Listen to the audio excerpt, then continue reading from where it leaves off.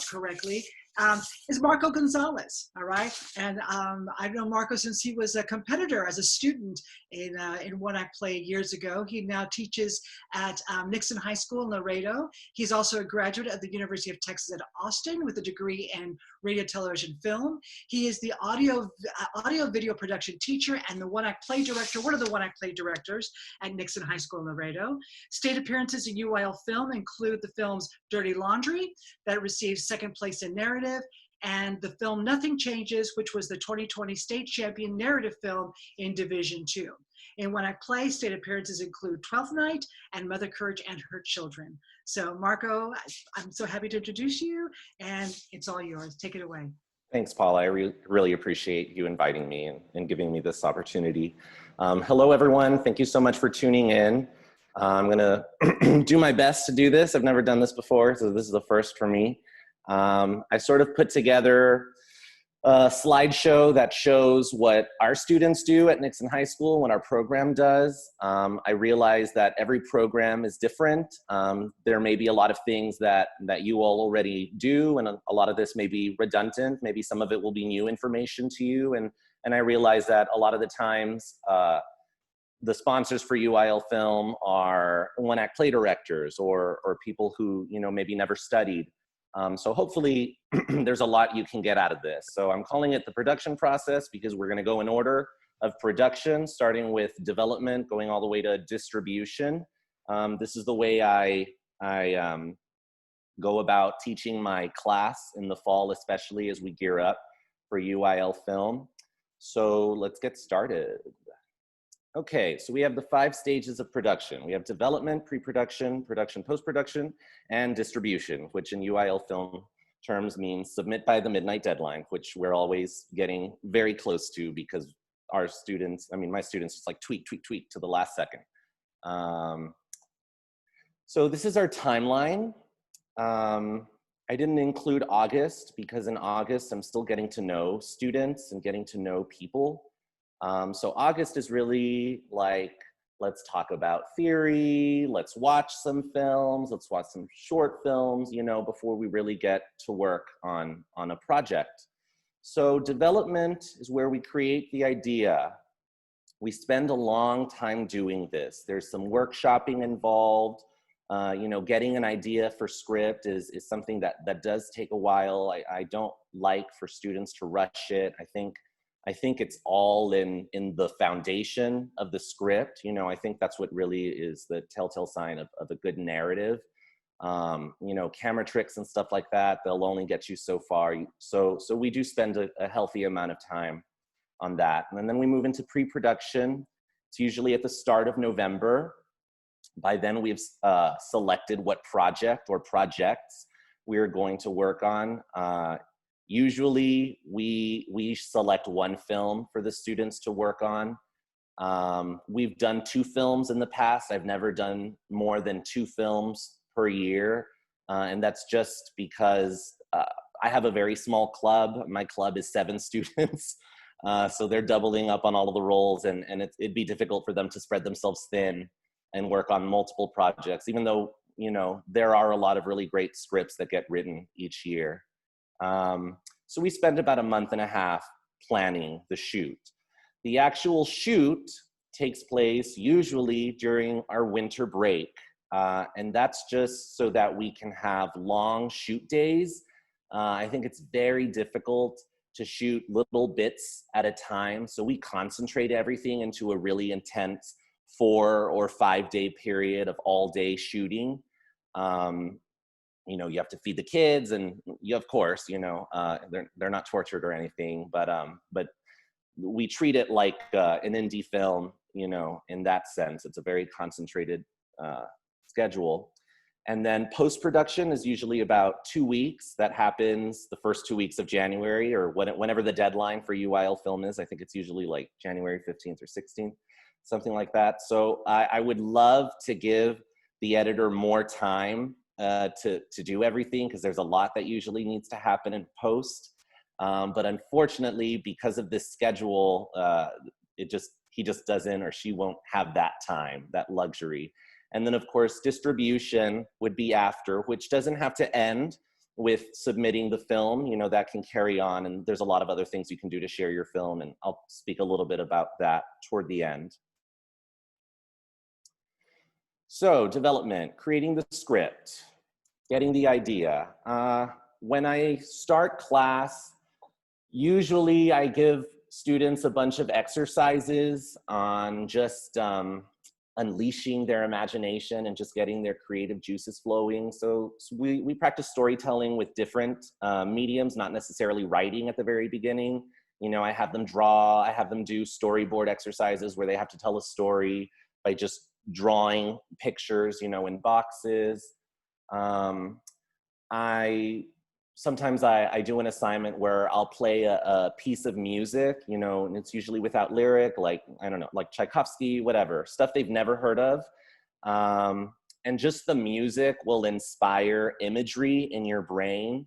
So that is almost like a form of free association writing. And it's just so they don't get stuck with what they see every day, you know, like dream a little, you know, just to get them thinking outside of the box. And then of course we go into narrative writing, you know, where they write actual stories. There's a joke on campus that my class is almost like an English class during the fall because we focus so much on writing during the fall semester. But it's a very important part of the process. And then of course we screen a lot of short films. I'd love to show feature-length films, and sometimes I do, but it takes about 3 to 4 days to get through a whole film. So short films are a really great resource for showing your students examples of what other filmmakers are doing. Shortoftheweek.com is a really great resource. It's free, and they have a huge database of short films to peruse from. The reason I like showing short films is that sometimes it's difficult to condense a story in a very short amount of time. And watching how other filmmakers tackle that problem just gives them an example of how you can reframe your story so it fits and it doesn't feel rushed or anything. So that's something we do toward the beginning just to get an idea going. Then we go to writing the script. And this is a very long process. They have to undergo 3 drafts before they can submit their final script. And then they have to go through 2 critique sessions in between drafts, and that's what's going to help their next draft is the critique they receive. And I'll talk a little bit, I'll get more into detail on what that session entails. But something that I really implore to them at the beginning is it shootable? So a lot of students write just to write, and they're not looking for this to be the UIL film, you know, they don't even want it considered. So they're going to write something else. But students do have that option, and if they want it to be considered for the UIL film, this is something that's really important. So, you know, what is shootable? What resources do we have? Things with a lot of visual effects make it very difficult. I mean, you know, the example I use is, okay, if you write the spaceship coming in and it's going to abduct, I don't know, a stadium full of kids, how do you shoot that? You know, I'm definitely not an expert at animation or After Effects. I really just like to focus on narrative. I guess something a little more grounded, you know, so that's important to think of, or like period pieces, you know, large crowd scenes. It's really tough. So just students need to keep that in mind. And then of course, is it original? That's always the trouble. They love writing films about cheesy high school love triangles, or I woke up late for a test today, you know, and it's like, okay, what else? You know, think of Pixar. Like Pixar has such good writing in their films, you know, and it's so personal too, even though sometimes it's about fish or robots. There's a lot of heart in those stories, and they're beautiful. And content's another thing that we discuss. So I'm very open. I do teach at a more liberal high school, I think. I think it's important to discuss a lot of taboo issues that teenagers go through. So things like teenage pregnancy, drug use, suicide. I think that students should have a platform to discuss those issues, because this is stuff they're all going through and experiencing, or they're seeing their friends, you know, go through this. So it can be cathartic, you know. I definitely don't keep them G-rated or PG rated. They really do have free form. I mean, there are limits, of course, and when they do write touchy subject matter like this, there is always a heavy discussion that's ongoing between us, just to make sure they don't pass a certain line. And then, of course, it has to be written in correct script formatting, just for the purposes of shooting, and I'll go into that also. So script format. The reason script formatting is important is because you have that rule, 1 page equals 1 minute of screen time. Well, that's the you know, what they say. It's not always true, but it's a good rule to go by. So there's certain font size and margins that you have to follow in order for this to be true. So you have 1-inch margins, the font is Courier, the size is 12, the spacing is very important, slug lines, you know, and each time you shift location or time, you need a new slug line. And of course, that's just gonna help in the pre-production process when it comes time to scheduling and breaking down and everything. But I'm gonna switch over really quickly and use this example from 10 Things I Hate About You, which is an awesome movie. Okay, so action, right? Starts at the 1-inch, at the edge of the margin. It goes all the way to the other end of the margin, right? And here's your slug line. You have exterior, interior, you have your location, and then you have your time of day. It can say day, it can say night, it can say midnight, dawn, dusk, 10 p.m. There's a lot of liberty there.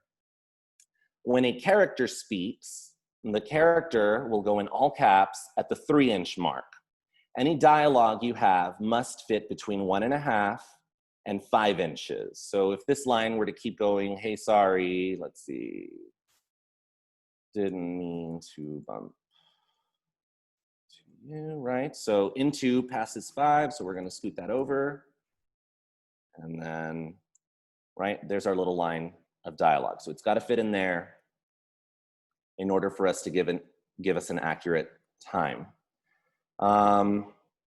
And this slide will be made available. I might be going a little too fast. I do have a lot of slides to get through, but you can always go back and check this out or look this up online. Something else I teach them, classical Hollywood formula. This is something I learned in film school, and not every film or story has to follow this. I just think this is a really nice starting point, like the basics, before you start to break the rules.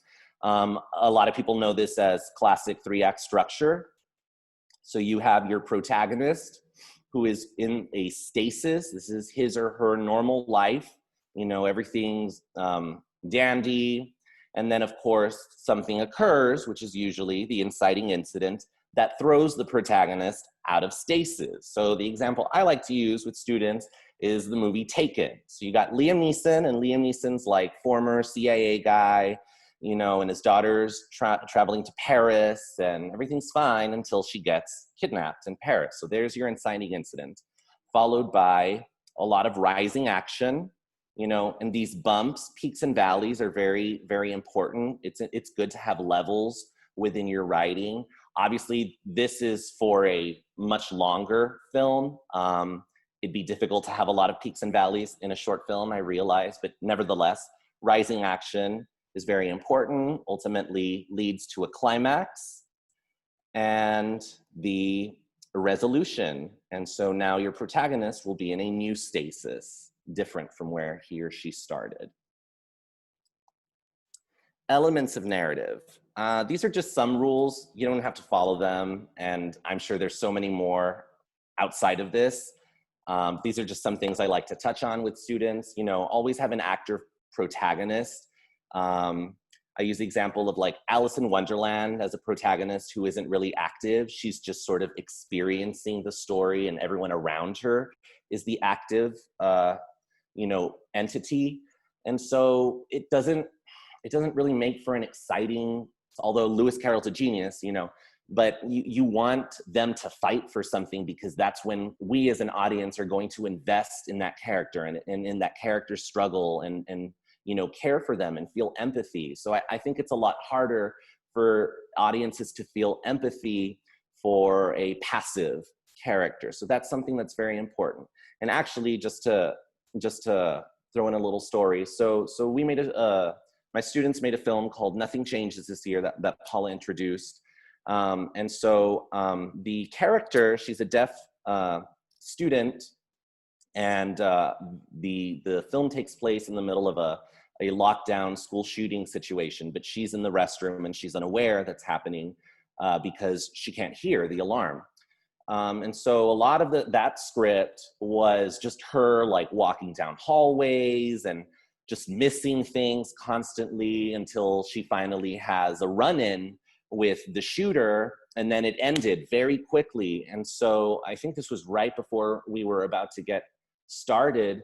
You know, I was telling the director, Jacob, I was like, I'm worried about this for this reason. I don't think she's active enough.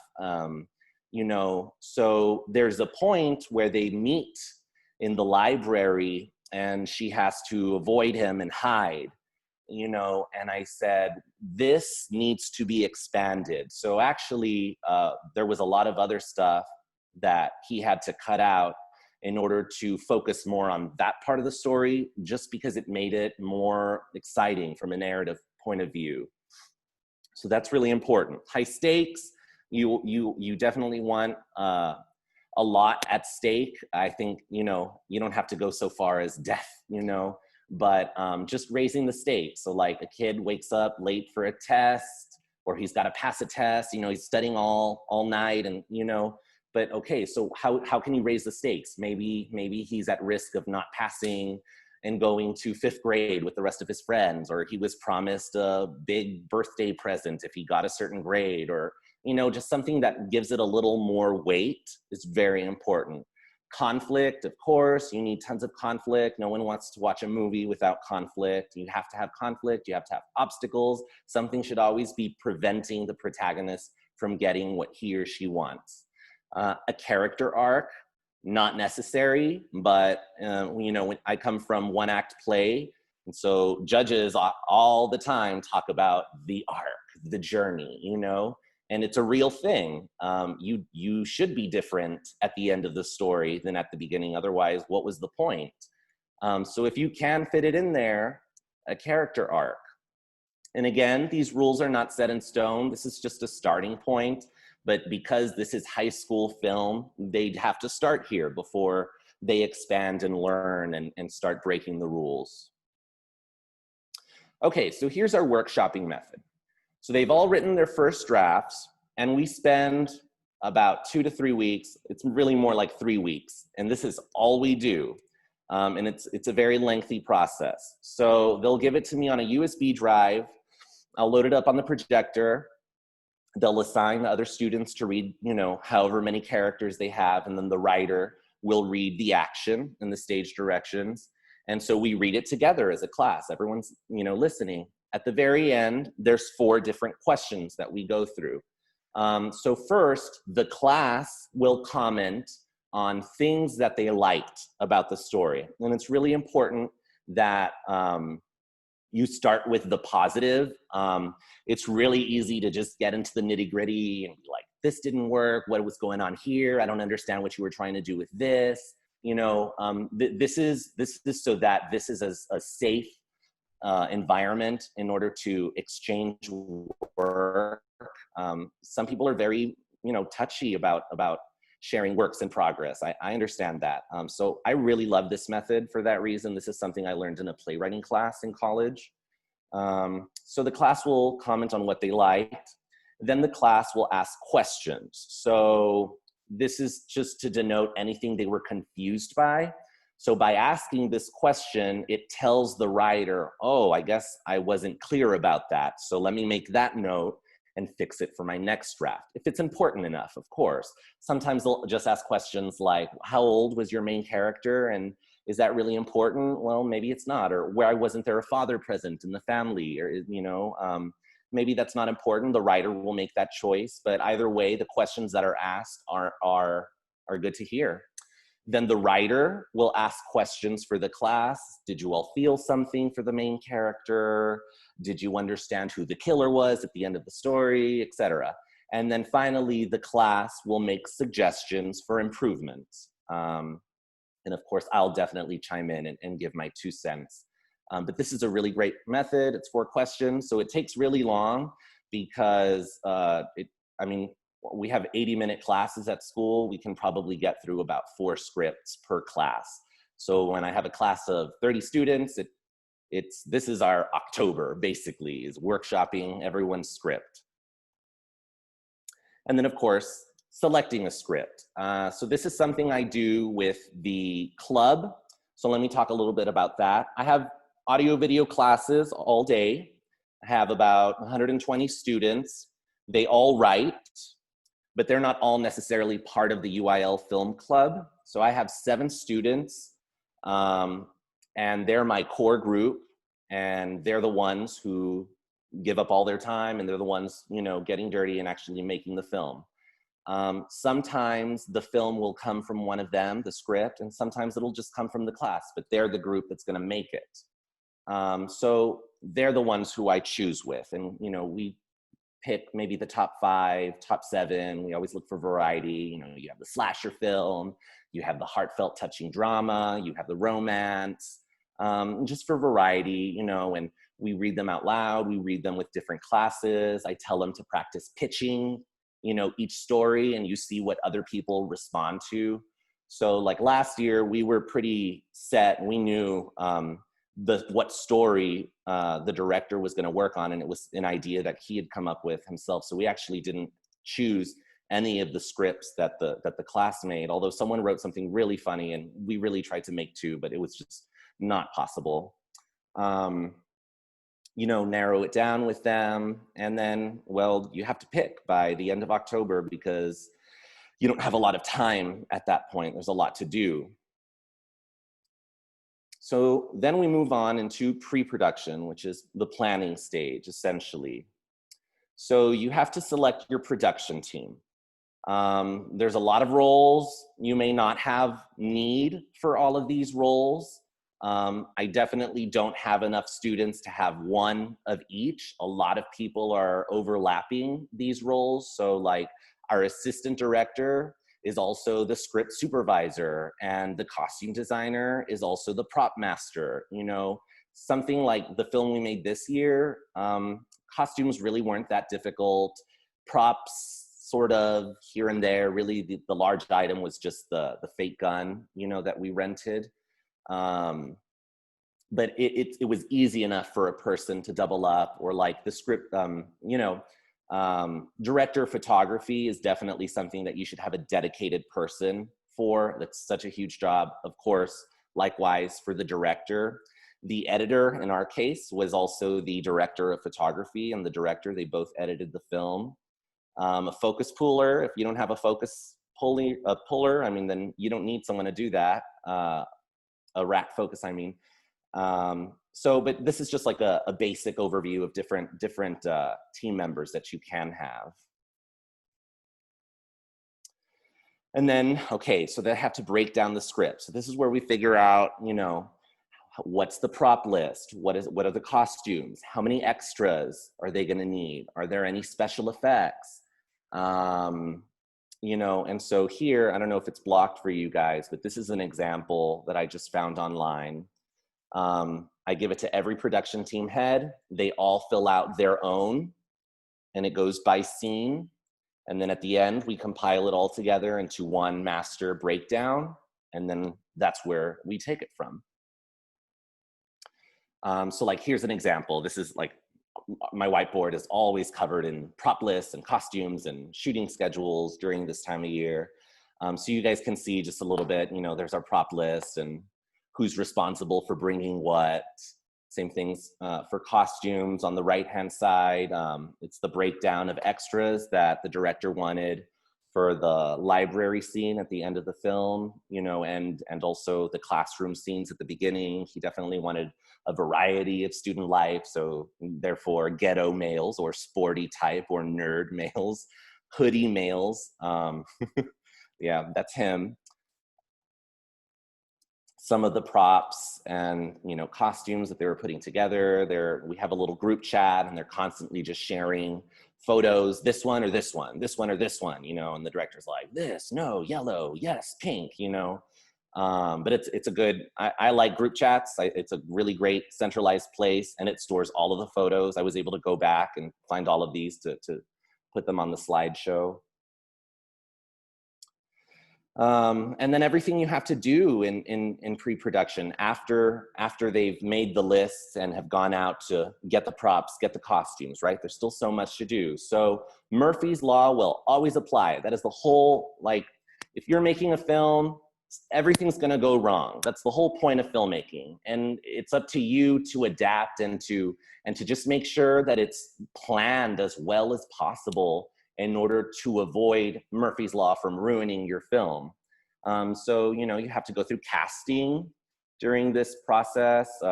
Sometimes we audition, sometimes we'll just say, hey, you, can you play this part, please? You know, shot lists and storyboards are very important. I don't require storyboards, but I do require shot lists from the director. He has to be organized. There's no way I would ever allow him or her to get on set and okay, Jacob, what's the first shot? Well, I guess we should start with a master, you know, like, no.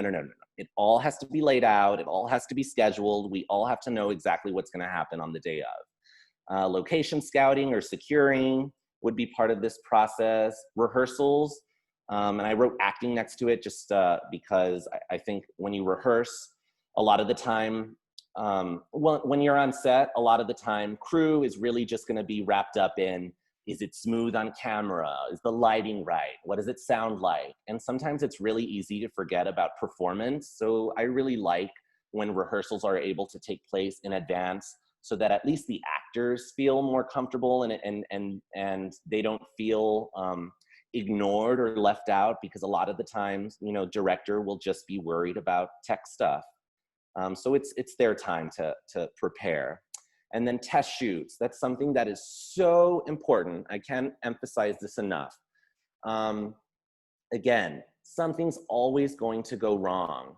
So we will choose the hardest scenes in the script and we will schedule time to actually go through it and test shoot. And what is this shot gonna look like? What is this shot gonna look like? Where do we need to put the camera in order to achieve this shot? You know, just so that when you get to set, you're not figuring all of those things out. You've already worked on it and you already know what obstacles you're going to encounter. So for us, it was the library scene for the film, which originally was set in the cafeteria. And we were gonna have, we wanted it to look like, well, he wanted it to look like it was during lunch, you know, that there was a shooting that happened. So there was gonna be like food everywhere and trays and, you know, kids all over the place. But that part of campus was not accessible during the winter break. So we had to switch it all to be set in the library. And then again, had several walkthroughs, you know, with the crew just to make sure they were comfortable moving into a new space because it changed a lot. And then the shooting schedule is, again, very important because that's what, you know, that's what's going to keep you on time. So here's an example of like our test shoot schedule on the left, you know, how much time is dedicated to each scene, you know, the total amount of shooting time that we were budgeting. The right is just our library, it's just I'm walking through the library. Okay, and then we finally go into production, which is fast and dirty always. So 1/8 of a page equals, and that's up to you. So this is how I was taught to schedule. And so I teach them to schedule like this. Usually the industry standard is 1/8 of a page equals 30 minutes of shooting time. So a whole page should take you 4 hours to shoot, right? I think that's very difficult for high schoolers. Again, like just setting up takes so long sometimes, and there's your 30 minutes and you haven't even started shooting. Of course, it depends on the scene, you know. The opening scene of the film was a dolly shot that was tracking right, you know. Not a lot was happening. But I remember they did about 27 takes of that shot alone. So that was 3 hours, I think, just that first scene, you know, even though on the page, it's probably 2/8 of a page, if that. So our rule is closer to an hour. We like to dedicate at least an hour to 1/8 of a page. So you assign how many eighths, you know, and then that's how you come up with the schedule and how long it's going to take to shoot. Of course, stuff with a lot of extras, stuff with a lot of effects or stunts, that's going to make it even longer. So you need to be very conscious of that when your students are scheduling. So here's an example of our shoot schedule. This is a Saturday and a Sunday. We have a setup time, and then so you have the large number, that's the scene number. So scene 1 is interior school classroom day. It was 1 2/8.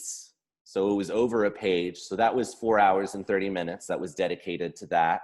You know, always include breaks. It's really important that they don't feel overworked or tired during the day. So really, like, always have snacks, always have food, and, you know, we just do pizza, you know, whatever's cheap, or parents will volunteer sometimes to bring food. But they're very long days. They're very full, you know, and it's difficult because you're always trying to beat the clock, you know. And then on the right-hand side, there's a big question mark because we didn't have room for those scenes. So we had to figure out when, other than Saturday and Sunday that we had, you know, the extras, like when can we shoot those scenes? So those were done later on during that week. This is an equipment list. This isn't necessarily stuff that we have at school. I was telling Paula yesterday, we're pretty much no budget at Nixon. I have a camera, we have a tripod, we have one lens that a student cracked at the end of shooting, so there goes the 50 millimeter. And that's it. So we fundraise during the fall in order to be able to, I mean, we fundraise about $500, honestly. With that $500, we rent all of the equipment that we don't have, and we get it for either a weekend or a week. And that's why really filming is so concentrated into a short amount of time, because that's when we have the equipment to do it. So you don't need all this stuff to make a film. You know, a lot of these are just nice to haves, like Apple boxes. I love Apple boxes. It's just a box. There's nothing spectacular about it, but you'd be surprised. There's nowhere to sit sometimes on set. So having an Apple box, you know, and sometimes you just use it like to elevate an actor because she or he's like too short in the shot, or, you know, for your director of photography to sit on, so he's not hunching over, you know, looking at the tripod.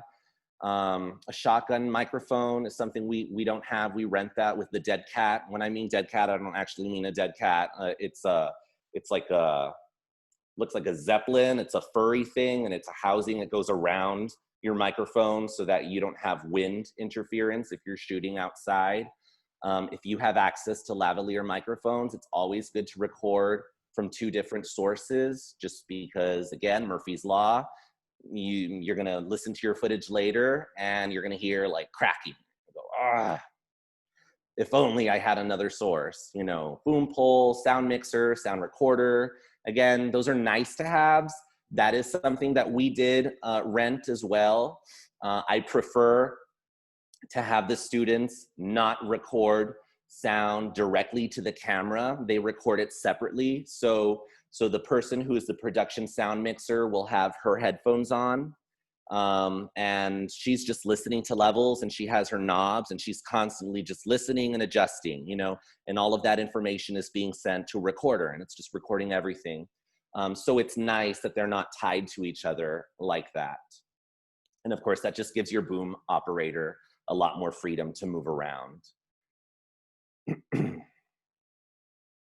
Production is all about rolling with the punches, because like I said, something's gonna happen, something's gonna go wrong. So you're gonna be sitting there and, you know, you're watching the director make a bunch of mistakes and you're like, do I intervene? What do I say? You know, so it's like, Jacob, hey, okay, how is this gonna cut to this next shot? You know, I don't know what it's gonna look like, but maybe you should try a backup just in case, you know? So it's important to adapt in the moment. Yes, you have your plan, you wanna follow the plan as much as possible, but things change all the time. And so you need to be ready to make the best decision for the film and move forward. Sometimes you have, you know, a loss of continuity, like with us, the bracelets that the girls were wearing. There's this scene where she's either texting or she's drinking the apple juice and there's no bracelet on her wrist.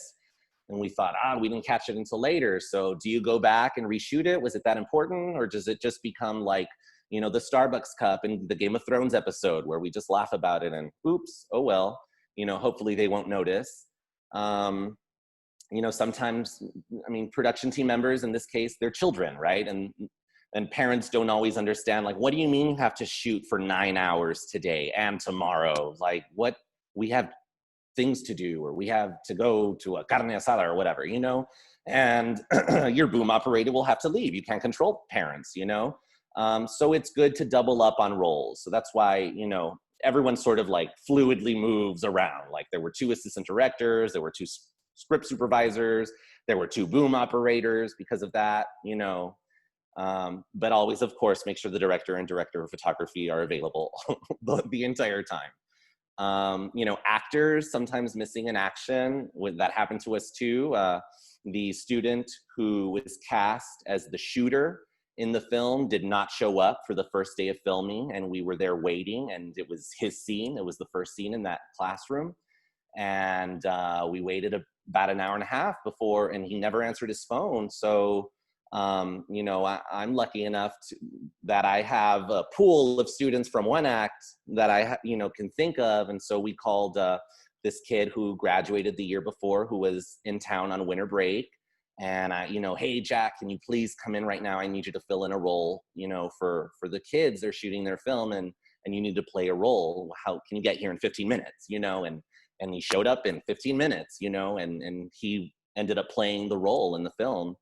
And then of course you're always going to run out of time. That's the biggest thing. I'm always looking at my watch with the kids. So the role of production manager is super important. So that's what I equate as like the stage manager in filmmaking. This is the person who's telling the director, like, you have 30 minutes to finish this scene before we have to move on.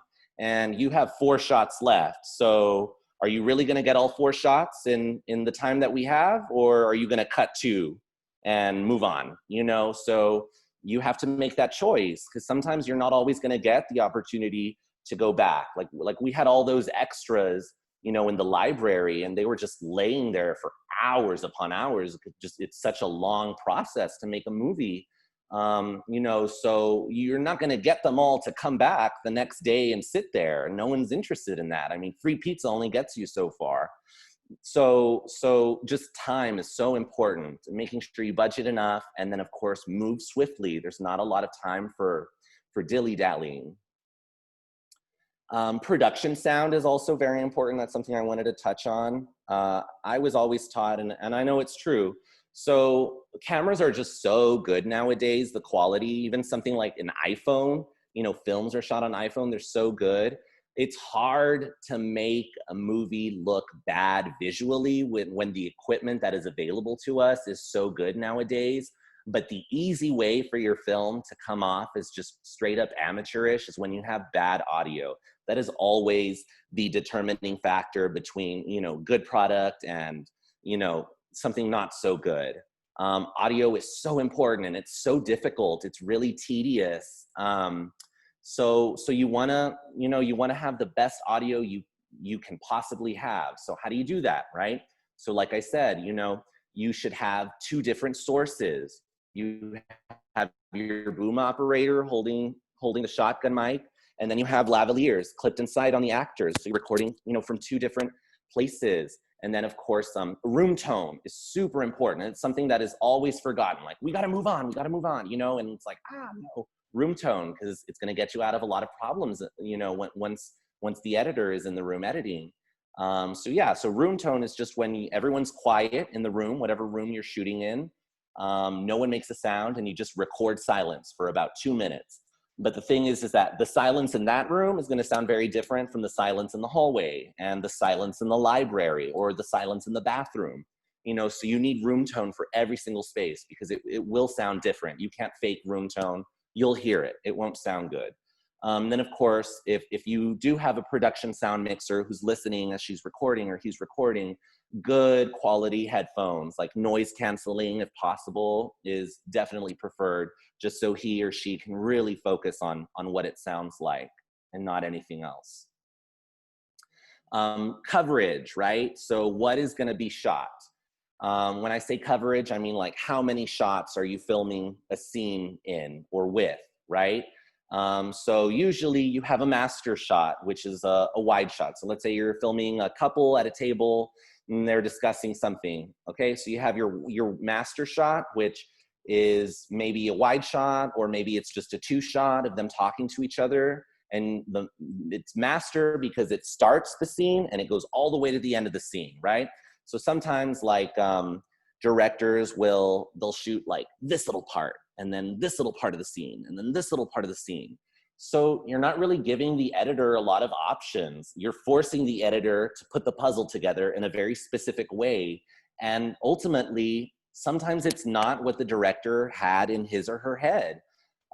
So you need to give the editor some freedom to play. That's a creative, you know, crew position on its own. There's a lot of creativity that goes into editing, and a lot of the times the editor is going to do something that the director hadn't thought of, but he or she is only able to do that because the director had enough coverage to to shoot the scene. So yeah, you want to have variety of shots. You want to make sure they span a big length of the scene, and you're not just shooting like parts by parts.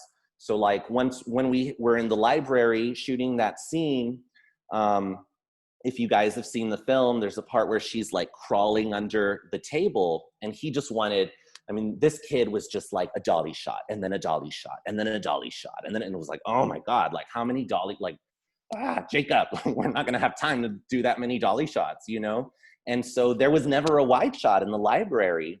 So one, we were forced to make that scene a certain length just because there was nothing else to cut to, you know? And, you know, it doesn't make sense to cut to the next shot. Like it was just shot so specifically. And then it just locked in that time, whatever length it was. So don't paint yourself into a corner. That's my point. You know, give yourselves, give them options, make themselves have options, and just make sure you cover it a lot. Okay, then we move into post-production, which again, very rushed, 2 weeks, the first 2 weeks of January. So editing's the big one. You know, backing up footage on multiple hard drives is super important. I would do it as you're filming. You know, if a card is full, give me the card, you give the kid the other card, and put it on 2 hard drives right away, because stuff will get deleted. I mean, easily. It's so easy to format a memory card and like, did you get that one? And well, there went your 4 hours that you just spent shooting, you know? So do it on multiple. Don't just do it on one. Again, Murphy's Law, computers are made to crash. Something wrong will happen. What editing software to use? There's a lot of options out there. I myself am very comfortable with Final Cut Pro. That's what I teach my students. I know it may be a little out of fashion, but that's what I like. And I have not joined the Avid Club or the Adobe Premiere Club, just because I'm really comfortable with Final Cut and the interface. But Premiere is also a really great option. We actually used Premiere just to do some smoothing of one of the of a lot of the tracking shots. They're really bumpy with the tile. So Premiere has a little effect that smooths it out. But even something like iMovie is very good for beginners. You know, really, you just want your editor to be really comfortable. And this is something that he or she can start getting familiar with way before shooting even begins, you know. And then, you know, if you're lucky enough to edit while shooting is happening, well, then sometimes your editor will catch things and say, we need to reshoot this, or, you know, you can definitely overlap if it suits you. The next step would be organizing footage. You want to distinguish between the good takes and the bad takes. Because we shoot audio and video on 2 different systems, every take, the editor has to sync up the audio with the video track. And that's for each shot and each take. And that's a very long process. I mean, just organizing before editing even happens can take you a good solid week and a half, you know. So I have a bunch of MacBook Pros at school. So I just check one out to the editor. I send him home with it. It's got the software. He's got the footage on a hard drive, and you work on it on your time. Because if he or she is just working on it, you know, if he's in your class for 80 minutes a day, it's never going to get done. It's so tedious. So they need as much time with the software, with the computer, as much as possible. So if you have a laptop and you trust your student, send him or her home with it. And then of course, treat it like a paper. It's got to undergo several drafts. You have your first assembly, which is pretty much just your footage in order.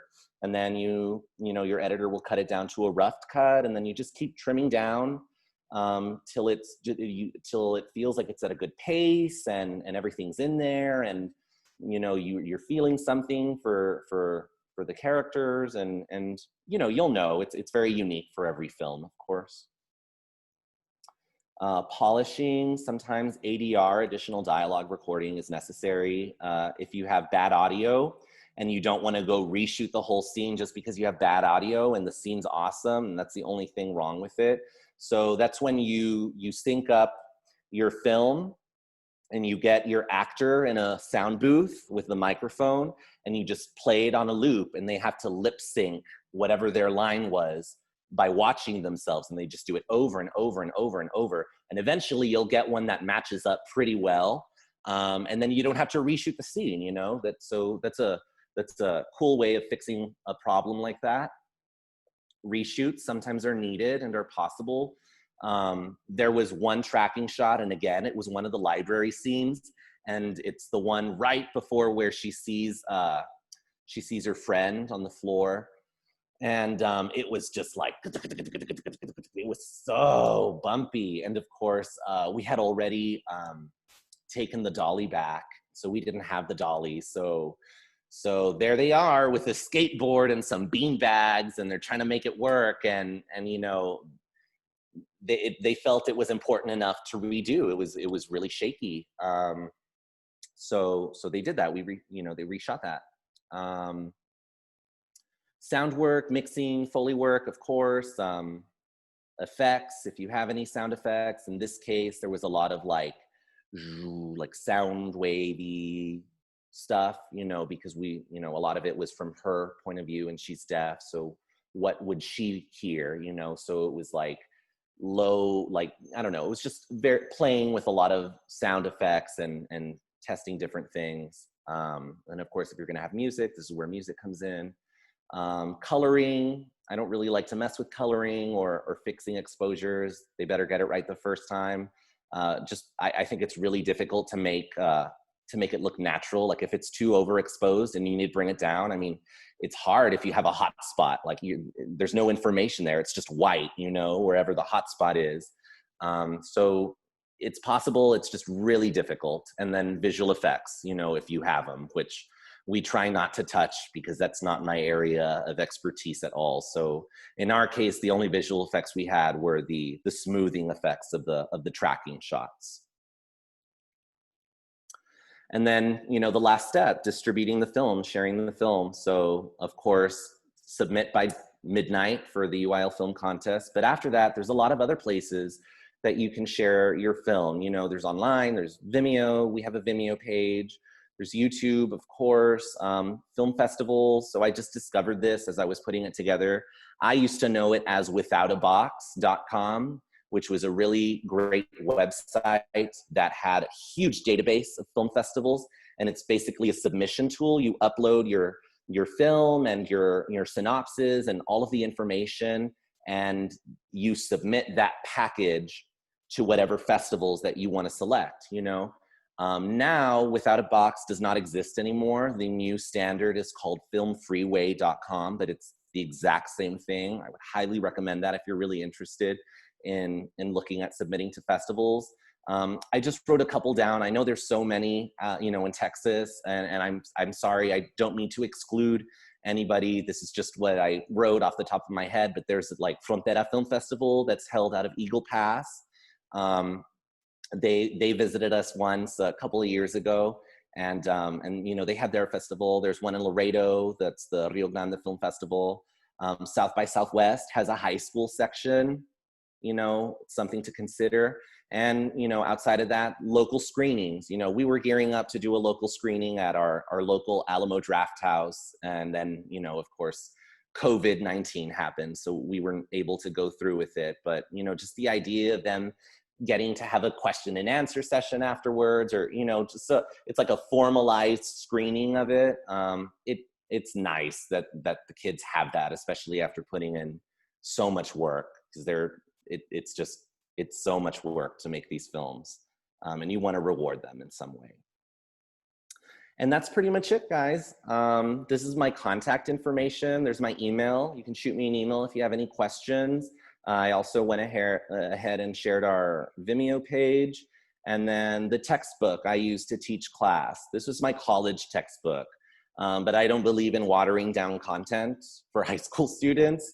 And it's such a neat book. It's so easy and basic, and it just breaks it down in a really easy to absorb way. So this is the 3rd edition they just came out with. I don't even have it yet, but I definitely recommend this book for narrative filmmaking at least. And yeah, that's pretty much it. So Fiend, this is the part where you guys get to ask questions. Fantastic, Marco. Thank you. I'm learning so much. I'm like, okay, what else? What else is next? So now we're going to go ahead and open it for a Q&A. So Elizabeth, who's also a filmmaker, will be moderating the questions. So Elizabeth, feel free to go ahead and ask away. Yeah, so we had some questions about, well, one, do you recommend the teacher being there during all of filming? Yeah, I do. I mean, I know not everyone does. I know it's not required. But if you want the film to come out a certain way, yeah, you should be there. And sometimes you don't want the kids on their own shooting at midnight on train tracks. Like, that's just dangerous, you know? So even just from a supervisor standpoint, yeah, you want to be there with the kids. Yeah, I think it's important. Great.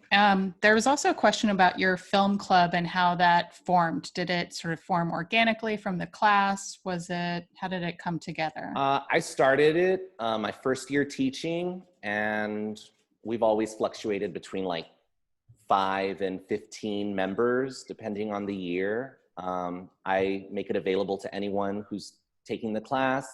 And of course, there's a lot of students in it who don't take my class because they don't have the room in their schedule. But the club, so you can only do so much in class, you know, and unfortunately, a lot of the students maybe aren't even interested. They're just taking it for the credit or because their counselor just made them take the class. So I would love to have a room full of 30 students who like live, breathe, and eat film. But that's why I have the club. You know, you have your small core group, and that's gonna be the passionate core and the people who drive it and who don't mind giving up all this time outside of school, you know. So it's something anyone can do. You just need the group of students to do it with. Great. And there is a request to maybe go back one slide because someone wanted the title of that book again. And then there's another question about the screenwriting software. Like, what do you use? Google Docs exclusively? Someone asked specifically about. Word. Okay. You just need something with the ruler. Anything that has the ruler on top works. So I go between Google Doc or Microsoft Word. Either works. I don't pay for fancy script screenwriting software or anything like that. You can get the same thing with Microsoft. Gotcha. And then one other question I would say, because it's something I see in a lot of small film group projects, how do you balance sort of group dynamics? Sometimes there tend to be sort of control freak types, and how do you help the students manage that creative part of the process? You know, I've never had that problem. I certainly have it in one act, but actors tend to be so much more dramatic than crew people. In this case, the director was very much a control freak, and he had such a difficult time just getting critique from me. You know, I'd say, Jacob, I don't think you should film it then. And he's like, but it's my vision, like, and you don't understand, you know? And so there was a lot of push and pull between him and I, but I certainly respect him enough to say, you know, go for it. And if you really believe it, you know, make your mistakes, because you're going to learn from them. And you know, that's the only way you're going to learn to swim. You got to get shoved into a pool. As far as dynamics, I don't know. I don't operate with really large groups. Like I said, like I had 7 kids this year who made the film, and a lot of them were freshmen, and they were just happy to be there. And I think filmmaking is such a new experience for a lot of high schoolers, especially like at this level when you have extras and like lunch breaks and, you know, production assistants, and it just seems like, wow, like this is so neat to be here, you know, a part of this experience. So I don't have issues with that. But if you did have issues with that, I guess the director calls the shots, you know, and then I call and, you know, if something I disagree with, well, then I'll intervene, you know, and set everyone straight. But it's his or her show. It's the director's medium. Yeah, you're the executive producer, right? Exactly, right. I'm the producer. Right, exactly. Well, that was gonna be my question. Would you encourage sponsors to work with small groups? Because I can imagine that there's some student directors who would love to put everybody, their family, all their friends, have these large, you know, large groups, you know, on film. If I had the students, I would, Paula. In fact, if I had the students, I would divide them into 2 and have them work on their own films. Maybe not necessarily all working on one. Yeah, because you don't need, you do need a lot of help, but to actually create it and go through the planning of it and you know, everything we talked about in the slideshow, that you don't want it by committee. You don't want a giant group. So if you do have a large group, I would suggest breaking them off and having them work on their own projects. There's one more question that's come in. Well, one I can answer about our previous films available online. I know our state finalists, the previous years, or state placers are posted on the UIL film website. So if you need help finding that part of the website, please email theater@uiltexas.org and we can send you that direct link to the films where they're posted. And then the question for you, Marco, is do you only teach narrative, or do you teach documentary, nonfiction, animation, any of that? I don't touch animation. I don't know it. I mean, that's a whole other thing. Flash is so difficult for me. I tried it in college. I never took to it. Yeah, I really only focus on narrative. We've never done a documentary. I really like narrative filmmaking. It's what I studied. It's what I'm passionate about. I feel it's what I'm really knowledgeable about. I'm not sure I would be so knowledgeable about documentary filmmaking. So yeah, that's what we focus on. All right, great. That's all the questions that have come in on my end. I don't know if Paula has anything else. Oh, no questions on my end, all that. Marco, thank you once again. We're really excited about offering these film sessions. So in a few weeks, we're going to have our session on animation. So please come back and just check the schedule. We'll have an entire session with animation and an entire session on documentary coming up as well. So excited. Send Marco your questions. Send us your questions. And thank you once again for doing this for us. All right. Thank you all. Thank you everyone for watching. I appreciate it. All right. Y'all have a good afternoon.